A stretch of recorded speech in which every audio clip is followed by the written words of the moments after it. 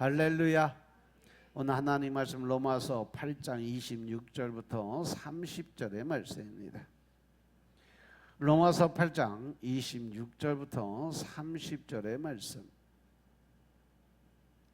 이와 같이 성령도 우리 연약함을 도우시나니 우리가 마땅히 빌 바를 알지 못하나 오직 성령이 말할 수 없는 탄식으로 우리를 위하여 친히 간구하시느니라. 마음을 감찰하시는 이가 성령의 생각을 하시나니 이는 성령이 하나님의 뜻대로 성도를 위하여 간구하심이니라.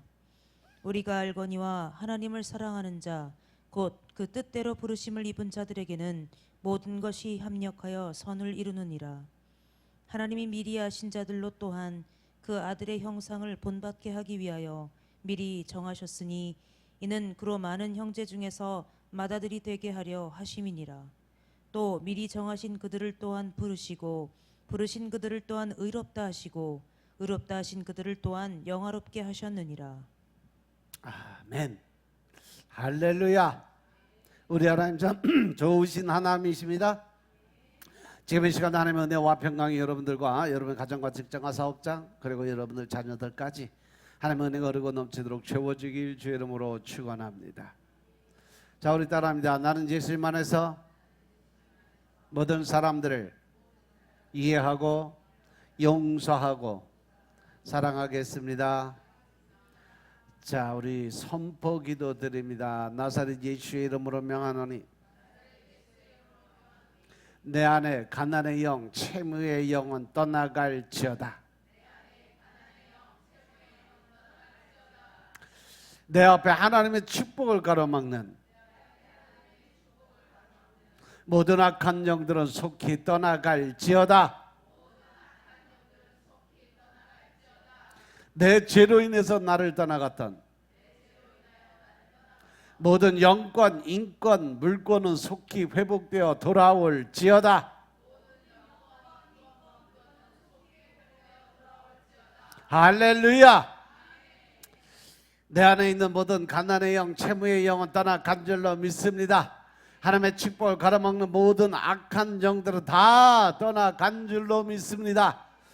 내 죄로 인해서 나를 떠나갔던 하나님이 주신 영권, 인권, 물권의 권세들이 다 회복되어 돌아온 줄로 믿습니다. 아멘. 예수가 하나님께 영광을 드리는 귀한 시간 되시길 주의 이름으로 축원합니다. 오늘 로마서 8장 26절부터 30절의 말씀을 가지고 성도를 위하여 간구하는 예수님이라는 제목으로 말씀을 나누겠습니다. 따라합니다. 성도를 위하여 간구하시는 예수님. 성도를 위하여 간구하시는 예수님. 이 로마서 8장의 말씀을 보면 성도들이 받은 구원의 확실성에 대해서 아주 자세하게 설명을 하고 있어요. 우리들이 받은 그 예수 그리스도의 보혈의 피의 대가로 구속과 대속의 은혜로 받은 구원이 완전한 구원이고 또 예수님이 그 구원을 보증하셨다라고 말씀을 하십니다. 이것을 종교개혁자들이 성도의 견인이다라고 이름을 붙였고 아주 중요한 교회의 교리로 가르치는 것이 바로 구원론이에요. 그 구원론은 오직 예수 그리스도의 구속과 대속의 은혜로 그분의 보혈의 피의 능력으로 우리가 죄사함을 받게 되고 그분을 통해서 천국 백성 하나님의 자녀로 인정받을 수 있는 조건이다 라고 성경이 말씀하셨기 때문에 그렇습니다. 그래서 위대한 프로테스탄트의 유산으로 여기고 살았어요. 그래서 예수님의 구원의 논리는 당연히 로마 가톨릭에서는 이 교리를 강조하지 않아요. 심지어는 가톨릭 천주교에서는 이 교리를 아예 믿지 않는 사람들이 더 많아요.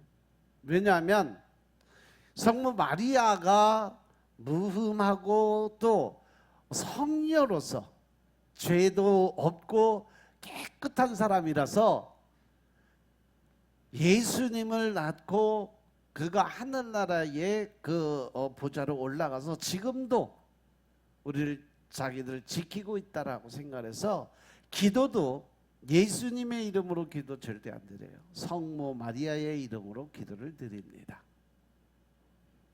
그리고 예수님은 마리아의 아들로 인정을 하고 그냥 선지자 정도로만 소개를 해요. 그런데 신약의 말씀의 전체를 보면 특히 요한복음에서 아주 강조를 많이 한 것이 뭐냐면 예수님이 곧 하나님이다라는 걸 강조하는데 그것은 절대 가르치질 않죠. 왜? 그것을 가르치게 되면 이 진리를 교회 모든 성도들이 알게 되면 로마 카톨릭 체제가 위협을 받게 되죠. 우리가 잘못 믿음을 가졌다는 것을 알기 때문에 절대 예수님이 하나님이고 성령님이 하나님이고 하나님이 하나님이라는 그 논리를 인정을 안 해요. 근데 말로 그냥 지식적으로 성부, 성자, 성령 하나님과 또 하나님의 아들과 성령님이 있다는 건 삼위일체 하나님은 말로는 가리키는데 인정은 안 하는 거죠. 그래서 이단이 왜 이단이라고 그랬어요? 교리와 논리가 같은데 뭐가 틀려? 끝에 가서 해석하는 결론이 다르기 때문에 이단이라는 소리를 하거든요. 그래서 여러분들이 로마 그 카톨릭이 왜 잘못된 교리를 가지고 있는가에 대해서 분명히 알아야 그 사람들과 이야기할 때, 그래서 예수님께서는 나로 말미암지 않고는 결코 천국에 올 자가 아무도 없다라고 하신 말씀처럼 예수 그리스도를 믿지 않으면 천국에 갈 수가 없다라는 것을 그들에게 강조를 해야 돼요. 그러면 그냥 그들이 늘 하는 말이 뭐냐 하면 예수님을 믿는다, 나도 안다. 근데 중요한 게 뭐냐면 그분이 하나님이라는 것을 인정을 안 한다는 거죠. 하나님의 아들인 것까지도 인정을 하고 뭐 젊은 선지자로 젊어서 십자가 못 박혀 죽은 것까지도 인정을 해요. 왜? 아니까 지식적으로는 배울 수가 있으니까. 그런데 그분이 하나님이고 그분이 모든 것을 주관하시고 그분이 모든 것을 끌어가신다는 것은 인정이 안 돼. 그것은 성모 마리아가 할 일이라는 거죠. 그래서 저하고 얘기한 사람 중에 어떤 분이 그러더라고. 그러면 기독교는 아들을 믿는 종교고 천주교는 엄마를 믿는 종교인데 남편이 누굴 더 사랑하겠냐는 거죠. 누구한테 더 신경 쓰겠냐? 아들한테 신경을 더 많이 쓰겠냐? 아들 저 부인한테 더 신경을 쓰겠냐? 결국은 뭐예요? 하나님과 마리아가 동격이 된다는 것을 강조하는 거예요. 그리고 점도 그 흠이 없다라고 얘기하는데 마리아는요 예수님을 낳고도 동생이 7을 더 낳았어. 아세요? 그런데 무슨 육신의 그 모든 그 삶을 안 살고 뭐 예수님 낳고 뭐 하늘나라 보좌로 올라가 이런 소리가 나올 수가 있냐? 성경을 보면 예수님의 형제들이 엄청 많아요. 마리아가 안 나면 누가 낳았어? 다 마리아가 낳은 거지. 요셉과 마리아의 자식들이요. 그래서 우리가 이 성도의 견인이라는 것에 대해서 잘 알아야 돼요. 그래서 진정으로 거듭난 성도는요 성령님의 내주와 역사심으로 인해서 그 어떤 것도 하나님의 사랑에서 절대 끊을 수가 없다. 즉 하나님을 떠날 수가 없다라는 거예요. 어떠한 일, 어떠한 환경에서도 성령님이 내 안에 들어와서 내가 온전한 믿음을 가지고 하나님을 바라보는 신앙을 가졌다면 어떠한 환난, 어떠한 역경이 온다 할지라도 결코 나는 하나님을 떠나지 않고 하나님은 나를 절대 버리지도 않고 또 하나님은 나를 절대 힘들고 어렵게 만들지도 않는다는 것을 믿기 때문에 절대 떠날 수 없다는 거죠. 그래서 로마서 8장에 보면 이것을 증거하기 위해서 성령님의 역할을 아주 많이 강조한 부분이 로마서 8장이에요. 성령님에 대한 설명을 잘 해놨어요. 성도들이 받는 구원의 확신과 또 구원의 보증에 있어서 성령님의 역할을 이렇게 강조를 많이 해요. 그래서 로마서 8장에 보면요, 구절 구절마다 거의 다 성령님 강조를 엄청나게 많이 해요. 2절에 보면 생명의 성령의 법이라는 것을, 그래서 예수 안에는 생명의 성령의 법이 죄와 사망의 법에서 너를 해방시켰다. 그리고 5절에 보면 육신을 쫓는 자는 육신의 일을, 영을 쫓는 자는 영의 일을 생각한다. 즉 모든 생각이 성령이 하나님이 끌어주는 그런 생각, 영적인 생각으로 살아가게 한다. 그리고 9절에 보면 예수 그리스도예요. 만일 너희 속에 하나님의 영이 거하시면, 즉 성령님이 임하게 계시면 너희가 육신에 있지 않냐고 영에 있나니 누구든지 그리스도의 영이 없으면 그리스도의 사람이 아니다. 또 11절에 보니까 예수를 죽은 사람 가운데서 살리신 분의 영, 그분이 바로 성령님으로 말미암아 너희 죽을 몸도 살리셨다. 이렇게 말씀하세요. 13절에 보면 너희가 육신대로 살면 반드시 죽을 것인데 영으로서 몸의 행실을 죽이면 살리니 자아를 죽여야 하나님의 사람으로 살 수 있다. 14절에 보니까 무릇 하나님의 영으로 인도함을 받은 그들은 곧 하나님의 아들이다. 하나님의 영으로 인도함을 받는 것은 성령 하나님의 인도함을 받는 자들. 그리고 15절에 보니까 너희는 다시 무서워하는 종의 영을 받지 아니하고 양자의 영을 받았으므로 아바 아버지라 부르짖느니라. 즉 성령님의 임재를 통해서 우리가 하나님을 아버지라 부를 수 있는 권한이 주어진다. 그리고 16절에 보면 성령이 친히 우리 영으로 더불어서 우리가 하나님의 자녀인 것을 증거해 주신다 그랬어요. 그리고 23절에 보면 이름뿐 아니라 또한 우리 곧 성령의 처음 익은 열매를 받은 우리까지도 속으로 탄식하여 양자된 것 곧 우리 몸의 구속을 기다린다라고 했어요. 각 구절 구절마다 우리가 받은 구원의 완전한 구원임을 확신할 수 있도록 도와주시고 역사하시고 증언하시는 분이 바로 성령님이라고 말씀을 전하고 있는 거죠. 또 우리가 하나님과의 관계 회복이 이루어지고 또 하나님을 알고 예수님을 알고 또 우리가 잘 기억하지 못하는 것까지도 다 기억나게 만들어주시는 분이 누구다? 성령님이시다. 따라서 우리가 내 안에 성령님이 계심으로 인해서 우리의 삶이 완전히 변화될 수 있다는 것을 말씀으로 증거해 주신 거예요. 그래서 오늘 본문에서는요, 성령님이 도우심으로 우리가 받은 구원의 확실함 가운데 거할 수 있다라는 것을 전하고 있는 거죠. 그래서 성령님이 우리의 연약함을 도와주신다라고 설명을 하고 있어요. 우리의 연약함은 많은 영역에서 나타나. 내가 나약한 부분이 어디요? 죄 짓는 거죠. 질병에 걸리는 거죠. 또 마음의 고난과 고통 속에 살아가고 있죠. 또 실망과 절망으로 인해서 낙심하는 마음이 들어오죠. 이러한 여러 가지 연약함이 있지만 오늘 본문에서 하나님이 말씀하시는 연약함은 내가 무엇을 해야 될지, 어떻게 기도를 드려야 될지, 어떻게 하나님을 만나야 될지 그것을 잘 모르는 연약함. 많은 사람들이요, 자기의 생각으로 인해서 하나님을 지식적으로만, 머리로만 알고 그 머리로서 이해하려고 노력하지 가슴으로 받아들이는 게 없다라는 거예요. 가슴으로 받아들였으면 머리로 생각한 것이 말과 행동으로 나타나야 되는데 머리로는 아는데 가슴에서 받아들이지 못하니까 말 따로 행동 따로 움직이는 거예요.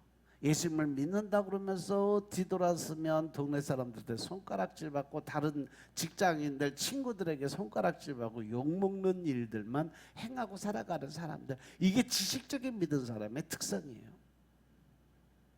진짜 성령님의 인도하심을 받는 사람들은요, 어떠한 연단, 어떠한 고난, 어떠한 자리에 왔다 할지라도 늘 한결같이 하나님의 뜻대로 살기 위해서 노력하는 사람들이에요.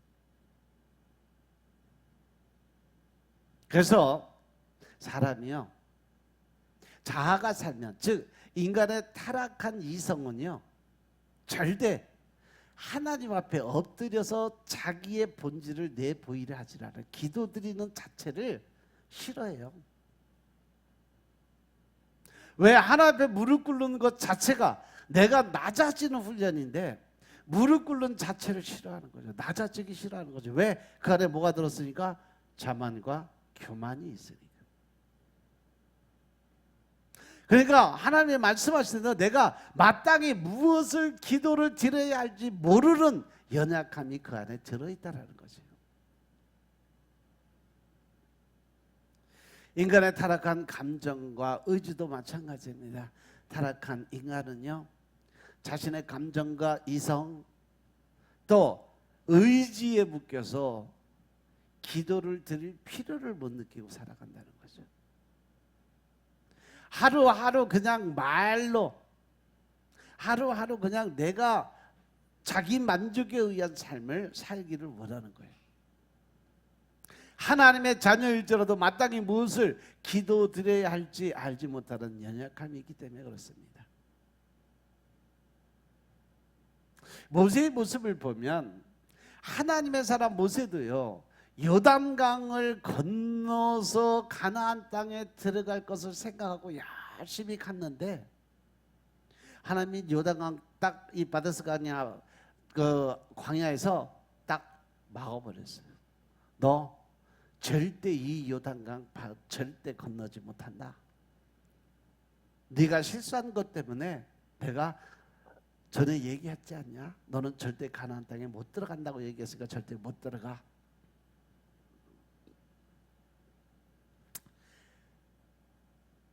그래서 그가 하나님 앞에 자기가 여기까지 인도했으니까 허다못해 저 가나안 땅에 발 한 짝만이라도 좀 들어가게, 땅이라도 밟아보게 해달라고 간절히 기도드렸지만 하나님이 절대 안 된다. 이미 하나님의 결정을 해서 그것을 번복할 일이 없다는 거죠. 그래서 하나님이 택해 준 게 뭐예요? 모세야, 저 느보산 꼭대기에 올라가. 그러면 거기서 가나안 땅을 볼 수 있는 기회는 줄게. 그래서 강 건너 산에서 맞은편에 있는 가나안 땅을 바라보면서 죽음을 맞이한 사람이 바로 모세예요.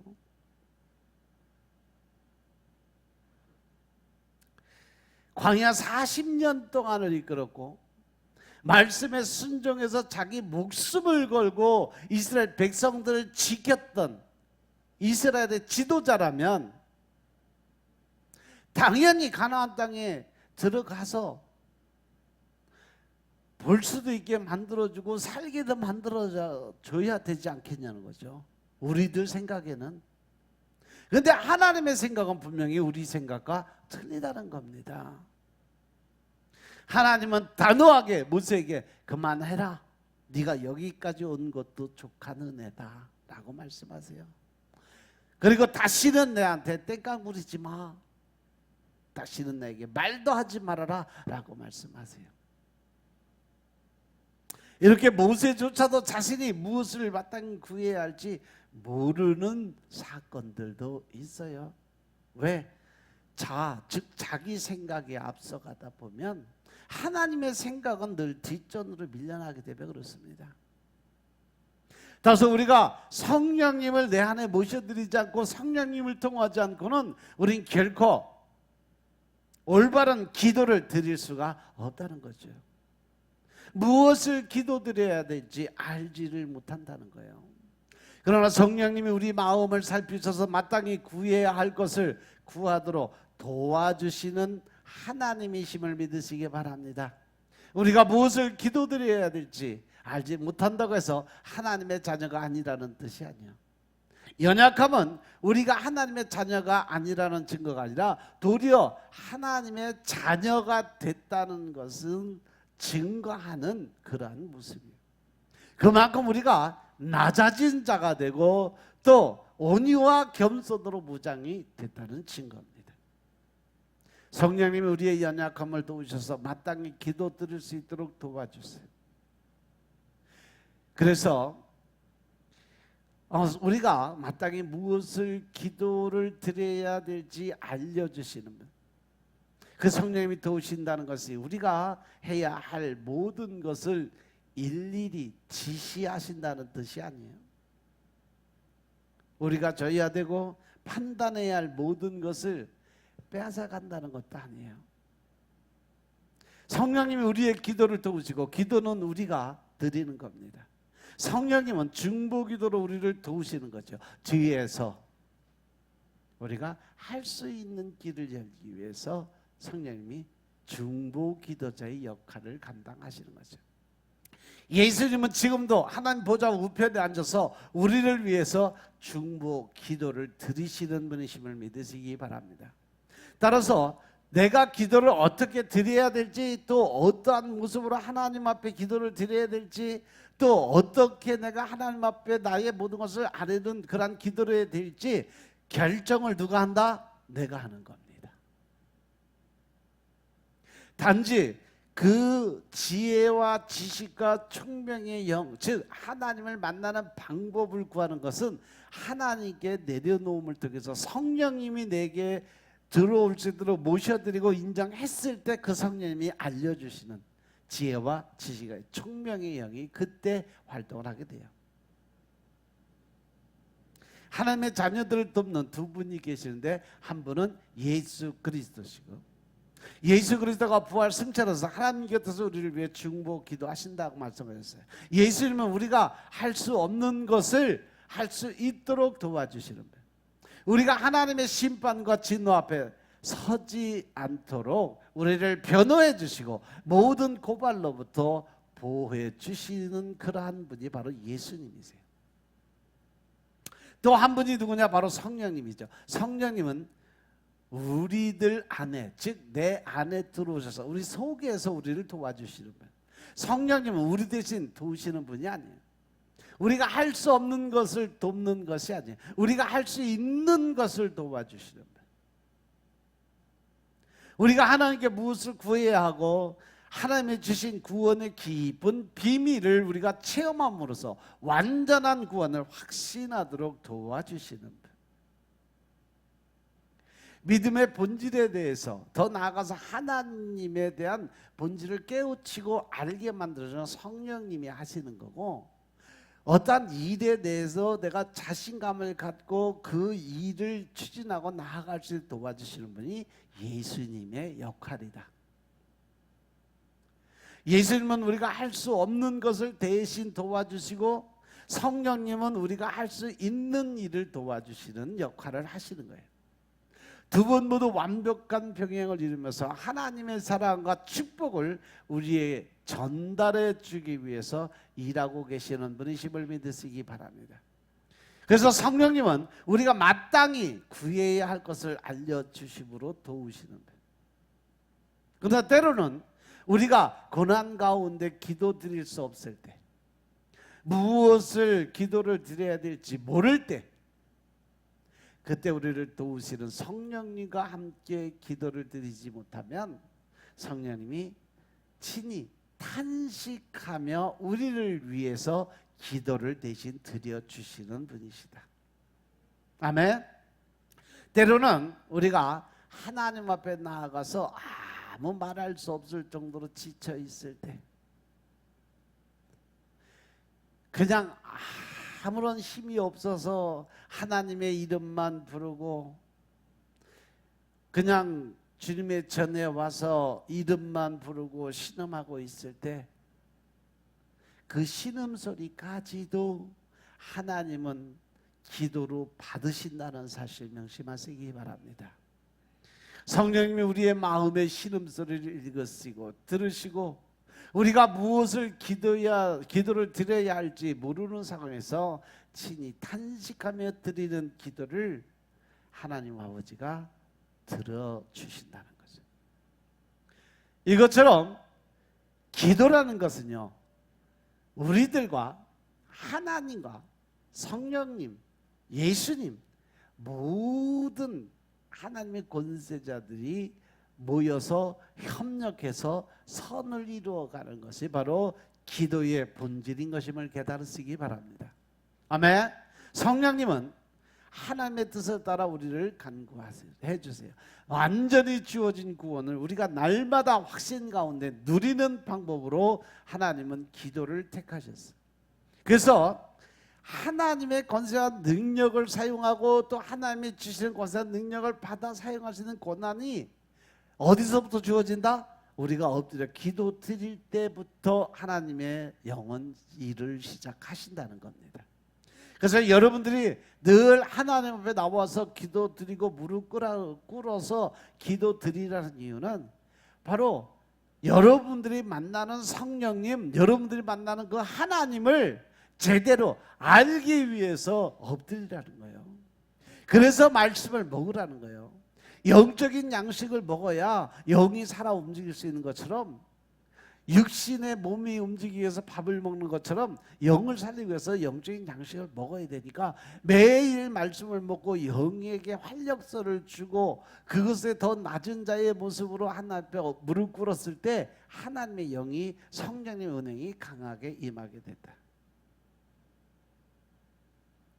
성령님은 우리에게 완전히 주어진 구원을 날마다 확신 가운데 누리는 방법으로 하나님이 택한 것이 기도라고 그랬어요.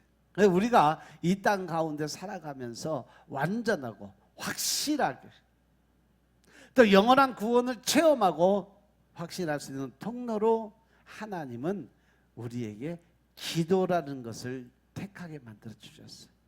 그래서 그 기도를 통해야만 우리가 진짜 하나님을 만나고, 기도를 통해야만 우리가 진짜 예수님을 만나고, 그 기도를 통해야만 우리가 진짜 성령님과 동행할 수 있는 삶을 살게 되어 있는 것입니다. 이것이 하나님의 법칙이에요. 이것이 바로 말씀의 주된 요점이 바로 그 말씀을 통해서 성령님과 하나가 될 수 있는 길이 있다라는 걸 알려주신 것이 성경 말씀이에요. 그래서 네가 내 안에 들어오고 내 말이 네 안에 거하게 될 때 네가 원하는 거 내가 다 해줄게 하고 약속하신 말씀.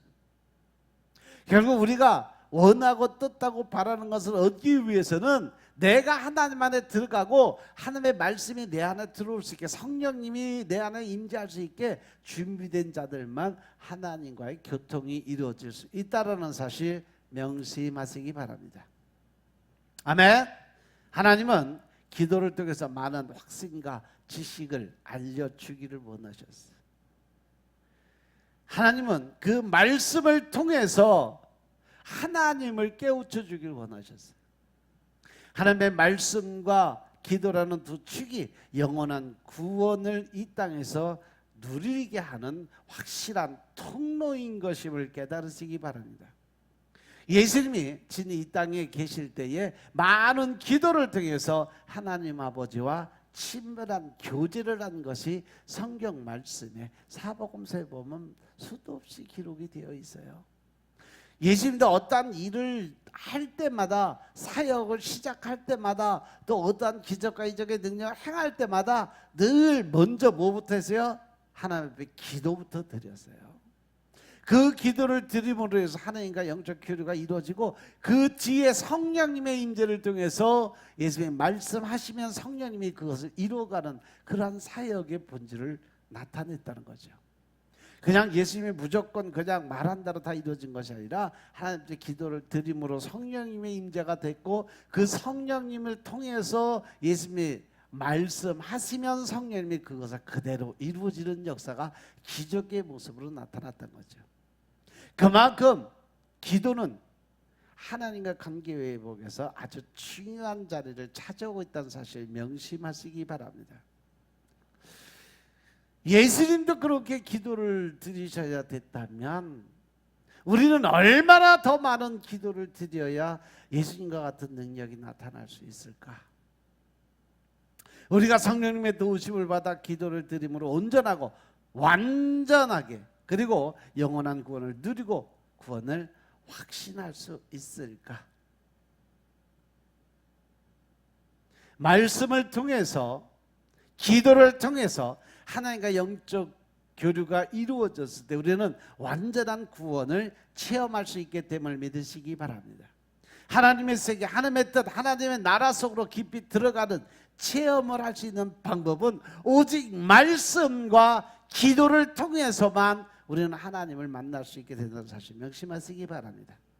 우리는 하나님을 사랑하는 사람들, 곧 그분의 뜻을 따라서 부르심을 받은 사람들에게 모든 것이 협력해서 선을 이룬다라고 28절 말씀에 기록이 되어 있어요.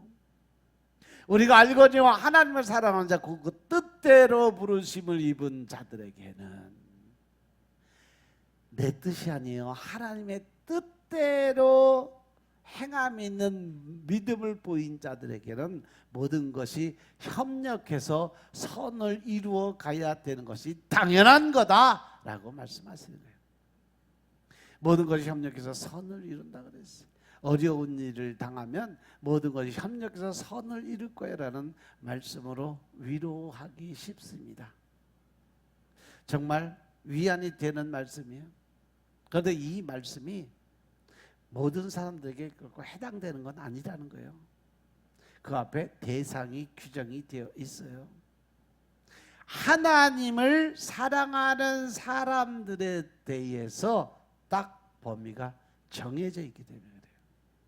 모든 것을 협력해서 선을 이룰 수 있는 사람들은요, 하나님을 사랑하는 자들만이 할 수 있는 일이다. 하나님의 뜻대로 부르심을 입은 자들에 한해서 하나님이 일을 하시겠다는 거예요. 반대로 하나님을 사랑하지 않고 자기를 사랑하고 하나님의 뜻대로 가는 게 아니라 내 방법대로 가는 사람들이 협력해서 선을 이루냐? 아니요. 교회에서 분파를 만들어요. 당파를 만들어요.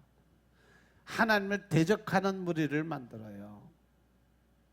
주의 종을 대적하는 무리를 만들어 그래서 교회의 내부를 일으키는 일들을 해요.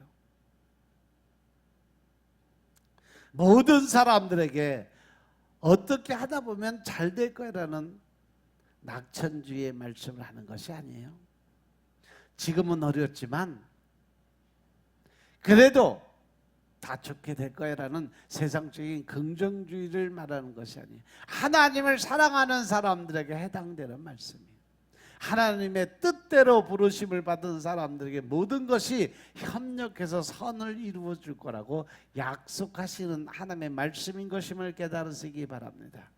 그런데 모든 것이 협력해서 선을 이룬다는 원문은 참 번역하기 어려워요. 그래서 다양한 번역이 나오고 학자마다 논란이 좀 있긴 한데, 모든 것이 협력해서 선을 이룬다는 번역은 영어의 번역을 직역한 것인데 많은 학자들이 뭐 수정을 해야 된다, 그 뜻이 아니다라고 이야기를 해요.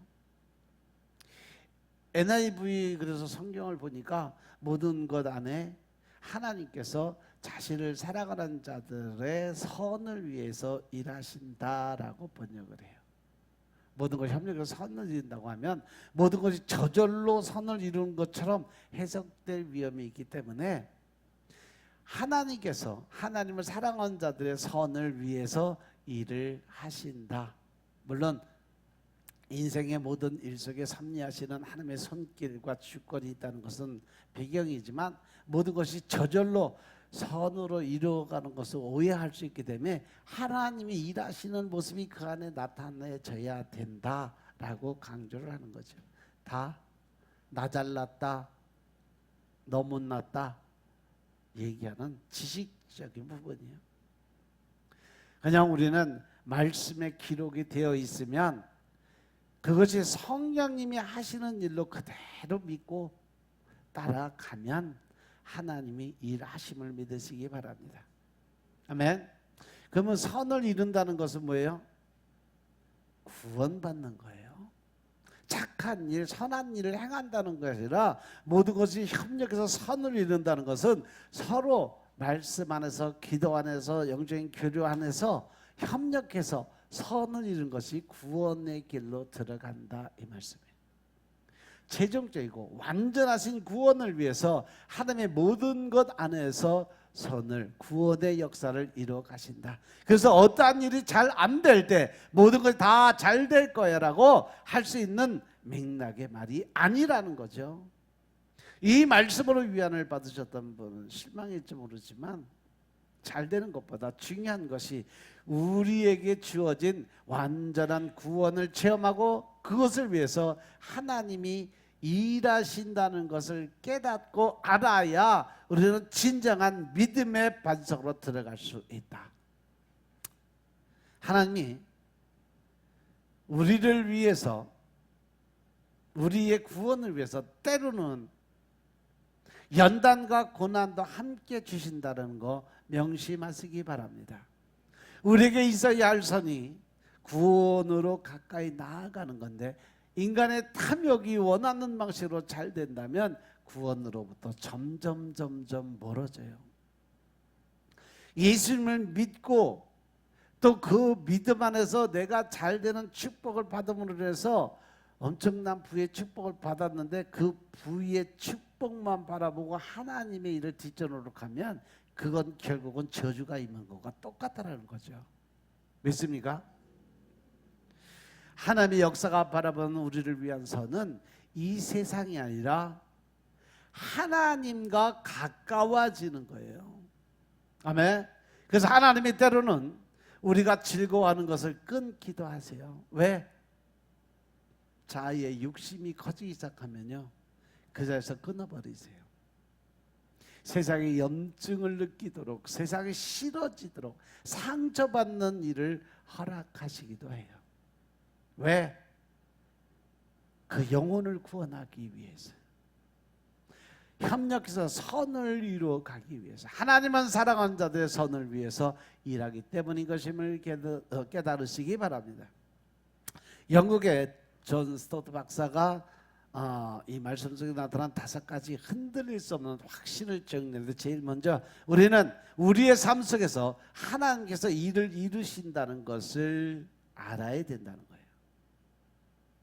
즉 우리가 살아가는데 힘들고 어렵고 연단 고난의 삶을 산다 할지라도 그 안에서 반드시 하나님이 나를 지키고 보호해 주실 것을 깨닫고 알고 믿어야 된다. 그리고 하나님은 자신의 백성들의 선을 이루기 위해서 늘 일하시는 분이라는 것을 믿으라는 거죠. 아멘. 그리고 하나님은 모든 것에서 우리의 선을 이루기 위해서 일을 하시는 분이라는 것을 믿어라. 하나님은 모든 것에서 하나님을 사랑하는 자들의 선을 위해서 일하신 분임을 믿어라. 하나님을 사랑하는 자들은 또한 그 뜻대로 부르심을 입은 자들이기 때문에 그분이 하나님의 자녀들의 선을 위해서, 즉 구원을 위해서 늘 일하신다는 것을 믿으면 결국은 하나님의 뜻대로 부름을 받은 자들이 곧 하나님을 사랑하는 자들이 될 수 있다라는 거죠. 우리 구원의 본질이 어디에 있느냐? 믿음 안에 있다라는 거예요. 내가 어떤 것을 어떻게 믿느냐에 따라서 내가 하나님의 자녀로서 아니면 마귀 새끼의 자녀로서 살아갈 수 있는 길을 결정은 내가 하게 돼 있다. 만약 우리 가운데 하나님에 대한 사랑이 있다면 부르심을 받은 자들이라는 거죠. 또 부르심을 받은 자들은 반드시 하나님을 사랑하게 되어 있다라는 거예요. 왜? 하나님에 대한 사랑으로 부르심이 있기 때문에 그렇습니다. 사람은 누군가 자신을 사랑하도록 부를 수 없어요. 당신은 나를 사랑하도록 내가 택했어 라고 한다고 해서 상대방이 나를 사랑하는 그러한 자리에 설 수는 없다는 거죠. 그런데 하나님은 택하신 자를 부르셔서 하나님을 사랑하도록 때로는 우리 삶에 간섭해 주시고 우리가 원하는 길로 때로는 가지 못하게 하시고 원하지 않는 길을 걸어가게 할 수도 있는 분이 하나님이심을 믿으시기 바랍니다. 아멘. 우리의 삶을 이끄셔서 하나님을 사랑하는 그 길로 들어갈 수 있도록 하나님은 우리의 삶을 늘 바꿔주시는 분이시라는 거 깨달으시기 바랍니다. 하나님의 뜻대로 부르심을 받았다고 하는데 하나님의 뜻을 설명하는 말씀이 어디 있냐? 29절과 30절의 말씀입니다. 28절에 나타난 하나님의 뜻이 무엇인지 5단계로 나눠 설명하고 있는데 이것을 구원의 위대한 사슬이라고 부르는데 하나님께서 미리 아신 사람들을 자기 아들의 형상을 닮게 하시려고 또한 미리 정하셨다. 이것은 그 아들이 많은 형제들 가운데 맏아들이 되기 위해서 하나님이 계획하신 것이다. 하나님께서 미리 정하신 그들을 또한 부르시고 부르신 그들을 또한 의롭다 하시고 의롭다 하신 그들을 또한 영화롭게 하셨느니라. 아멘. 여기서 보면 제일 먼저 하나님이 미리 아셨다라는 거죠. 하나님 안에서 일어나는 거예요. 하나님이 미리 아신다는 것을 잘못 이해하면 안 돼요. 어떤 사람은 믿을 것이고 어떤 사람 믿지 않을 것을 미리 예정하신 대로 오해하시면 안 돼요. 하나님이 미리 정했다고 해서 구원받은 사람은 이미 정해진 그 구원 안에 들어간 거고 영원히 지옥에 가는 사람은 지옥에 간 걸로 결정, 이거 아니라는 얘기예요. 지옥과 천국의 결정은 이 땅에 살아가면서 누가 결정한다? 내가. 만약 어떤 사람이 믿을 것을 아시기 때문에 선택하셨다면 그것은 하나님의 사랑에 근거하지 않고 인간에게 근거하시기 때문에 잘못됐다는 거죠. 그래서 안다는 것은 사랑의 깊은 친밀한 교제. 그 사람을 안다는 것은 그 사람이 하나님 안에 들어왔을 때 그를 인정하고 받아들였다는 거지, 미리 너는 천국 백성 내 새끼야, 너는 마귀 새끼야 라고 결정하신 게 아니라는 사실 명심하시기 바랍니다. 그래서 미리 안다는 것은 미리 사랑하셨다, 먼저 사랑하셨다, 하나님께서 사랑으로 먼저 우리에게 찾아오셨다고 해석하는 것이 더 바람직한 거예요. 그런데 하나님은 모든 사람들에게 다 먼저 찾아가셨음을 깨달으시기 바랍니다. 그것을 인정하고 받아들이는 것이, 내가 받아들였느냐 안 받아들였느냐 결정은 내가 하는 거예요. 아멘. 두 번째로 하나님의 미리 정하심, 우리가 구원을 받은 것은 어떤 결정이 있었어요. 우리의 결정 이전에 하나님의 결정이 있었어요. 우리를 사랑하시고 우리를 미리 아시고 또 우리를 먼저 사랑하시는 하나님이 우리를 구원하시겠다는 결정이었어요. 정하다라는 그 단어를 보면 하나님이 보고 계시고 하나님이 결정하셨다는 것, 이 예정에 대한 많은 오해가 아직도 많이 있어요. 예정론을 잘못 해석을 해서 예정론에 들어와 있는 사람은 이 땅의 모든 사람들이 다 하나님의 예정론 안에 들어와 있는 사람들이에요. 그런데 그 예정론 안에서 그 예정론을 받아들이고 인정했느냐 아니면 그 자체를 하나님을 거부했느냐, 거기에 따라서 천국과 지옥이 결정이 되는 거예요. 하나님이 미리 천국 백성, 지옥 백성을 결정한 것이 아니라 하나님의 말씀, 복음을 받아들이고 인정하는 사람들은 하나님의 백성으로 미리 정하신 예정된 사람의 자리에 들어오지만 그것을 반대하고 자아, 고집, 아집으로 살아가는 모든 사람들은 결국은 하나님과 대적관계가 되니까 결국 그들은 정하신 자리에 예정론 안에 들어오지 못한 사람들이 돼요. 더 중요한 것은 하나님의 이 말씀은 하나님을 믿는 사람들에게만 형용이 된다는 거죠. 하나님을 믿지 않는 세상 사람들, 사단 마귀들하고는 상관이 없는 얘기예요.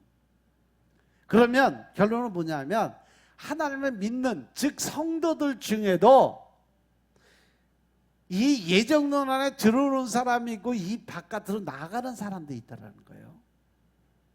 하나님을 믿는 사람, 믿으면서도 자아가 살아서 자기 방법, 자기 뜻, 자기 의대로 살아가는 믿음을 가진 사람들은 하나님하고 상관이 없는 삶을 살아간다는 거죠. 오직 말씀에 의지해서 하나님과 교제가 이루어지고 하나님과 그 대화를 통해서 하나님의 방법대로 하나님이 원하시는 뜻대로 살아가는 그 사람들이 진짜 하나님의 사람들이라는 거예요. 예정론이라는 것은 우리 편에서 봐야 돼 그랬어요. 우리 편에서 본다는 것은 사도 바울이 고백한 대로 창세 전에 그리스도 안에서 나를 택하셨고 나를 미리 아시고 나를 미리 구원하시기로 결정하셨다라는 거예요. 근데 이게 사도 바울에게만 통한 것이 아니라 이 땅의 모든 사람들, 이 땅의 모든 생명을 가진 살아 숨쉬는 모든 사람들은 다 누구의 영을 가졌어요? 하나님의 영을 가졌어요. 그 코에 생기를 불어서 생명을 받았으니까 그들이 살아 움직이는 거예요. 단지 하나님을 인정하고 받아들였느냐 못 받아들였느냐 이거에 따라서 하나님의 백성이고 마귀 새끼고 결정이 여기서 스스로 결정하게 돼 있다는 것이죠. 내가 이 세상에 존재하기도 전에 하나님이 나를 구원하시기로 결정하셨다는 것은 모든 사람들에게 다 포함된 거, 나한테만 특별한 사람들에게만 결정하신 거 아니에요? 사랑이신 하나님께서 인간이 타락한 이후에 부랴부랴 대책 세우고 예수님을 보내서 해결해 보려고 하신 일이 아니라는 거예요. 하나님은 인간을 창조하기 전에 인간의 타락의 가능성을 하셨고 타락을 넘는 하나님의 완전한 구원과 새하늘과 새 땅을 미리 하시고 결정을 해 놓으셨어요. 그것이 계시록 21장의 말씀이에요.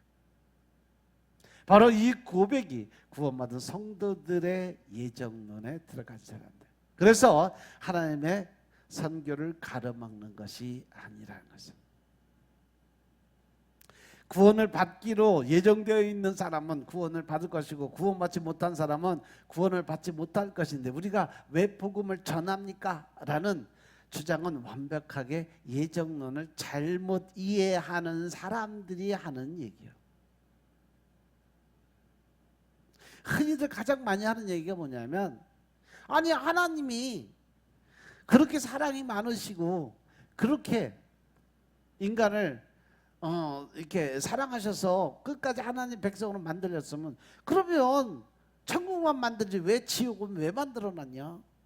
생명나무만 만들어놓지 왜 선악과 나무를 만들어서 죄를 짓게 만들고 왜 못됐다고 구박하고 왜 야단치고 벌 주냐? 이게 하나님이 잘못된 거 아니냐? 라고 이야기를 엄청나게 많이 해요. 그런데 우리가 이 땅에 살아가면서 하나님의 보는 관점에서 보면 스스로 결정할 수 있는 권한을 주어지기 위해서 하나님이 하신 일이에요. 그리고 절대 하지 말라는 거 하지 마라, 절대 하라는 것만 해라라고 결정권을 주어지는 그 일이 필요하기 때문에 그렇죠. 우리가 하나님 편에 서려고 또 우리 편에서 고백하는 단어, 예정론의 근거가 된 사도 바울의 수많은 서신은 바로 자신의 고백, 이 바울 서신을 쭉 보면요, 하나님의 은혜가 어떠한 것이 또 하나님의 어떠한 모습으로 어떠한 생각으로 우리를 지키고 보호하셨는지 그 모습을 우리가 볼 수가 있습니다. 예수님을 믿고 하나님의 사랑 속에 거하다 보니까 하나님이 미리 나를 아셨고 사랑하셨고 택하셨고 또 불러주셨고 그렇기 때문에 내가 여기에 있다는 것을 깨닫고 아는 사람만이 바로 예정론 안에 들어온 사람이다라는 결론이 나오죠. 그리고 부르신 자들을 의롭다 하신다는 거죠. 로마서 1장부터 4장까지를 쭉 살펴본 내용이 바로 이 말씀이에요. 상태와는 상관없이 우리가 아직 죄인 되었을 때, 원수 되었을 때, 연약할 때 그리스도가 행하신 일을 근거로 하나님의 의를 선물해 주신 것이 의롭다 하심이에요. 우리가 죄인이 되었어도 하나님은 의롭다라고 칭함을 붙여주었어요. 그리스도 안에서는 결코 정죄함이 없다고 선언하시는 1절, 2절의 말씀이에요. 그래서 의롭다 하신 자를 영화롭게 만들어 주시게 되어서 모든 죄가 사라지고 몸과 영혼이 완전해지는 영광스러운 상태. 칭의와 이신 칭의, 즉 하나님께 의롭다 칭함을 받을 수 있는 이러한 것이 나오는데 왜 우리가 그 안에 살아가면서 성화의 과정을 거치지 못하고 왜 자아가 살아날까? 아직도 내려놓지 못한, 내가 죽지 못한 자아의 모습, 고집과 아집. 그러다 보면 늘 우리 삶 속에 뭐가 찾아와요? 실망, 절망, 좌절. 왜? 내 뜻대로 하고 싶은 대로 안 됐거든요. 내가 원하는 대로 이루어지지 않고 있거든요. 내 계획은 이런 건데 하나님의 계획이 틀리다는 것을 인정을 못하기 때문에 그래요. 그래서 이사야서 55장 말씀이 그래서 우리에게 필요한 삶이에요. 신앙생활에서 힘들고 어려울 때 이사야서 55장 말씀 묵상해 보세요. 네 생각과 내 생각이 틀린 이유. 또 이사야서 43장 말씀도 마찬가지요. 하나님이 나를 택해서 지명을 불러 너는 내 것이다라고 말씀하시고 네가 어떠한 길을 걸어가든지 강가를 가든지 불가를 가든지 어떤 굴속에 땅속에 아무리 힘들고 어려운 일도 내가 너를 지키고 보호해서 지금까지 지켰으니까 내가 앞으로 너 지켜줄게. 18절 이후의 말씀이 그 말씀이잖아요. 그러니까 이제 네가 과거에 어떻게 살았든지 다 잊어버려. 왜? 내가 너를 위해서 새로운 일을 행할 거거든. 광야에 또 그 거치는 광야에 사막에 물이 흐르게 하고 광야에 옥토밭을 만들어서 네가 먹고 사는 지장이 없고 내가 다 계획하고 있으니까 그것을 믿고 따라와라 라고 말씀하시잖아요. 하나님의 때가 되면 사막에 강이 흐르고 거친 광야가 옥토로 변할 줄로 믿으시기 바랍니다. 그게 바로 축복의 통로를 여는 것임을 깨달으시기 바랍니다.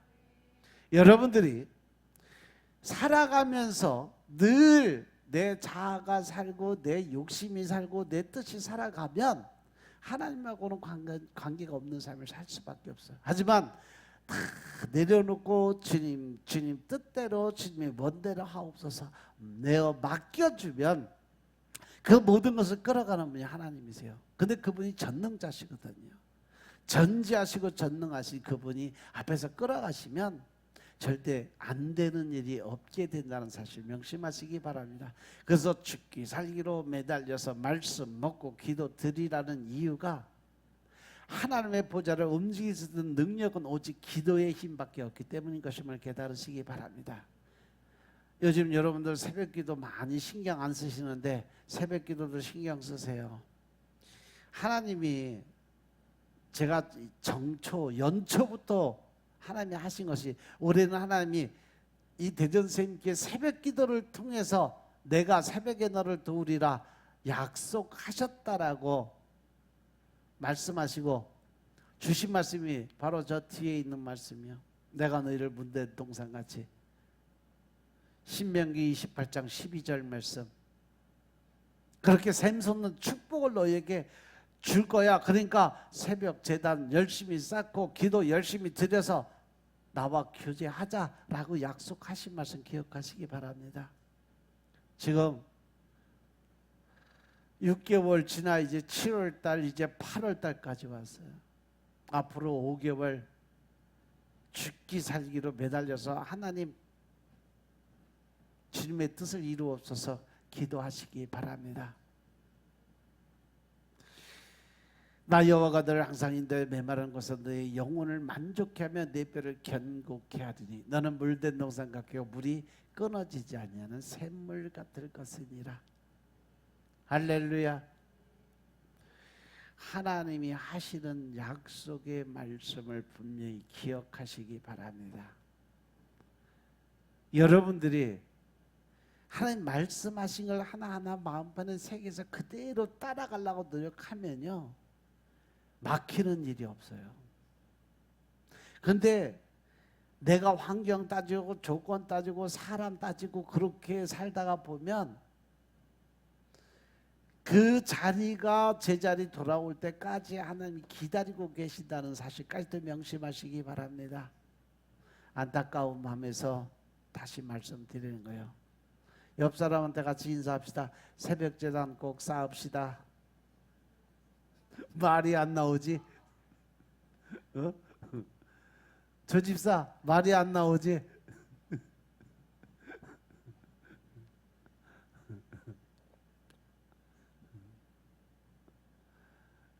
이은양 집사 기도를 안 들으니까 잡기들이 들들들 끓고 있지. 머릿속에 이놈아, 정신 바짝 차려. 자꾸 끌려가다 보면, 정신 끌려가다 보면 육신까지도 끌려가게 돼 있어. 정신 차려. 기도합시다. 아버지 감사합니다. 오늘도 은혜 가운데 우리가 살아가게 하시고 주님의 권세 능력 안에 주님의 뜻대로 살아갈 수 있는 능력자들 될 수 있도록 도와주시니 감사합니다. 성령님이 일하시는 모습대로 우리가 변화될 수 있도록 역사하시고 주님이 계획하시고 뜻한 대로 우리를 들어 사용하여 주시옵소서. 오직 성령의 임재를 통해서 기쁘고 감사한 마음으로 살아갈 때 역사하옵소서. 모든 말씀 우리 주 예수 그리스도의 이름으로 감사드리며 기도드려 사옵나이다. 아멘.